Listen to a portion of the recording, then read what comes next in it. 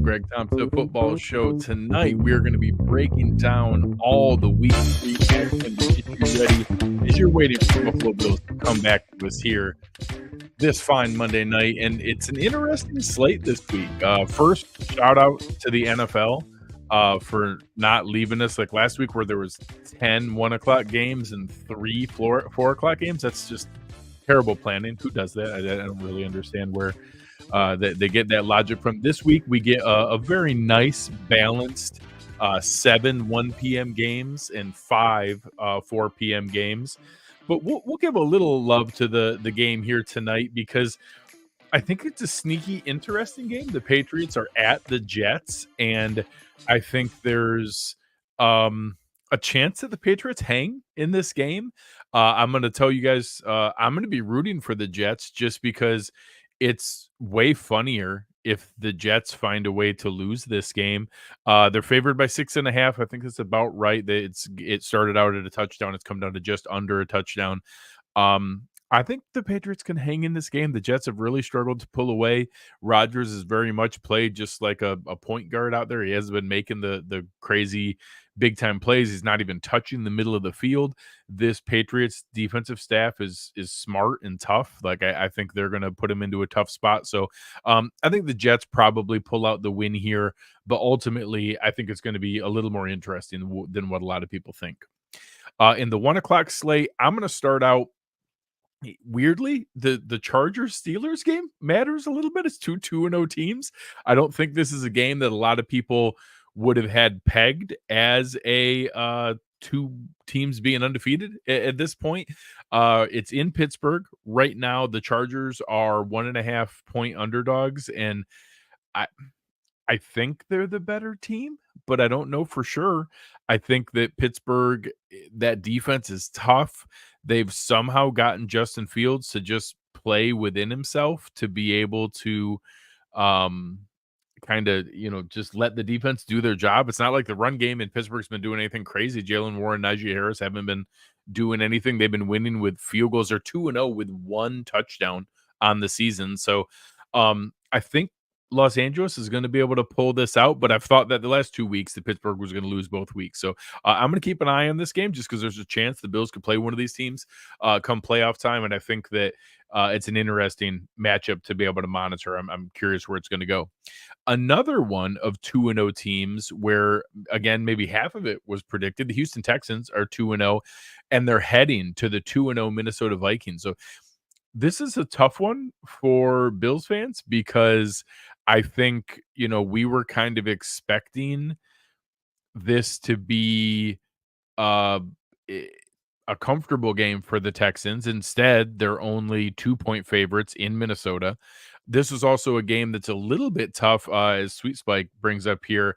The hard part is we want the Texans to lose, but we also want the Vikings to lose for that second round pick to have a little bit more value. So we kind of have to weigh, would we rather help our playoff seeding odds and tiebreakers and things with the Texans loss, or make that Vikings draft pick a little bit more valuable? I live in the now. I'm going to be rooting for the Vikings to win and give the Texans a loss to, see if that comes to end up mattering come playoff time.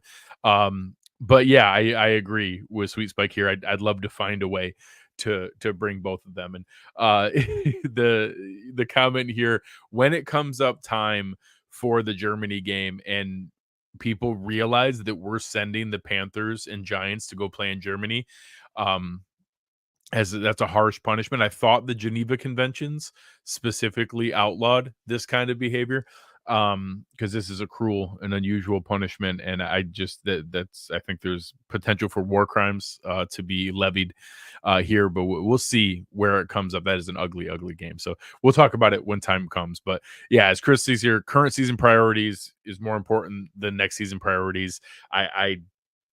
Again, I'd love if they could both find a way to lose, but I'm on the same spot right now. I'm going to be rooting for the Vikings to pull this off and to go 3-0. I don't love that because I wanted that draft pick to be like a top 40 pick, and now it's pretty clearly looking like it's going to be more middle of the first round. Maybe they even sneak in as a 7th seed in the NFC, but we'll see where that one goes. Then some of the other 1 o'clock games here, I'm going to go back to the overall slate on the screen here. Giants Browns, that's nothing crazy. Packers Titans is a weird game because you have another probably Malik Willis start. The Titans are probably the best 0-2 team around, but I don't know if I'm going to watch that game all that closely. Bears Colts, same thing. I think it's interesting for the young quarterbacks, so Caleb Williams and Anthony Richardson, but I'm not sure if I'll have that on my quad box when I'm watching here. I will say Saints Eagles is an interesting game. I do think there's a little bit of intrigue there. There's a chance that they'll make my four screen, and then the same thing Broncos Bucks. This Broncos seems really bad. I don't think that's there. So I think I'll have Chargers Steelers, Houston Minnesota. I'll probably do Eagles Saints just because that's probably a more interesting game. And then I don't know if I'll probably do Bears Colts and watch the quarterbacks. I don't think I want to watch a full Malik Willis, Will Levis game. I don't need that in my life. So that's probably my quad box for Sunday. But there are a couple sneaky ones in the 4 o'clock slate. So obviously Dolphins Seahawks, the Dolphins at 1-1 going to Seattle, always a tough road trip. They've got Seattle's a 4-point favorite. Skylar Thompson obviously going to be starting at quarterback. The Dolphins put Tua on IR, understandably. So he's out the next 4 games. It's going to be super interesting to see how point and click Mike McDaniel can make this offense. I'm going to be very interested to see that. I don't think the Dolphins, with how stacked the AFC is, can afford to they can't go 1-3 in this stretch and have Tua, assuming he comes back. I have no idea if he will. Everyone will understand if he doesn't, but let's, for sake of discussion, assume he is coming back and going to be healthy and able to play. You can't bring him back and they're 2-4 and hope that he just catches back up with how stacked this AFC conference is. That's going to be really, really tough here. So I think Mike McDaniel is a creative coach. I think it's possible, but I think Seattle's good. I don't think they're exceptional, but I think they're good. And I think this is a tough place to play on a long road trip. So we're going to see what Mike McDaniel and this staff has, because I think that's going to be a tough ask for them to come together. Another game I'm going to be watching for is Detroit, Arizona. I know it's an NFC only game. It doesn't have a ton of impact on the Bills, but I think it's a super interesting matchup. It's something that I'm going to be keeping an eye on, because I think the Lions dropped one that not a lot of people expected last week to Tampa Bay. Arizona has had a pretty close, tough game against Buffalo and then smoke the Rams last week. So I think this is a chance to be a fantasy shootout. I think this is the over-unders at 51.5. I think that's probably one of the higher over-unders so far this season. And they've got Detroit as a 3-point favorite. And I got to tell you, I think Arizona's tough. I think Arizona's going to be a game team this year and going to be sneaky good. So I'm going to be interested to watch that matchup. I think it's going to be a fun one to watch. I love it that I might even be able to set up another quad box at 4 o'clock where I'll be able to go Dolphins, Seahawks, Lions, Cards. I'll probably have I don't know. I think I have the Raiders defense in most of my fantasy leagues just because of how bad the Panthers are. But I'll be obviously watching the game of the week here. This is my matchup to watch. It's Ravens Cowboys. Obviously, Cowboys are a huge, their fan base is crazy and they get way more attention than they deserve, but they're a talented team. They're a top heavy team. And obviously they smoke the Browns in week 1 and come in feeling pretty good that, the Saints are going to be paper tigers. We'll take care of that. The Saints throttled the Cowboys. So they're in Dallas. They're at home. They're licking their wounds. And in comes the 0-2 Baltimore Ravens. I am shocked the Ravens are 0-2. I know a lot of people had questions about their offensive line and what kind of challenges and issues that offensive line was going to bring people, and obviously it's come into play pretty significantly here. So I don't know for sure what to expect of it, but it has gotten to a point here where I think that we have to consider that maybe it's going to be a significant hindrance on them this season. A lot of people asking why Ben Cleveland's not starting over Daniel Falale. I know Falale is huge and powerful, but he's just getting beat over and over and over again. Dallas, obviously, the strength of their pass rush is on the outside with DeMarcus Lawrence and clearly Micah Parsons. So I, I'm really torn here. I wanted to tell Bills fans we probably want to be rooting for Baltimore to win this game. I have no desire for Baltimore to come in to our Sunday night matchup against the Bills as 0-3 and a painfully desperate team. So I'd really like for them to get a win here, maybe, take a breath a little bit and not be as desperate as what they would be at 0-3.